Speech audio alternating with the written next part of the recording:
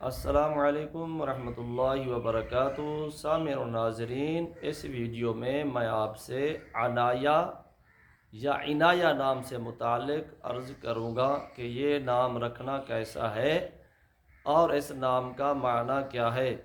تو یاد رکھیں کہ عنایا یا عنایا، عین کے اوپر زبر یا عین کے نیچے زیر، یہ دونوں طرح عربی میں مستعمل ہے اور دونوں طرح یہ درست ہے۔ عنایا بھی درست ہے اور عنایا بھی درست ہے، دونوں طرح یہ ٹھیک ہے۔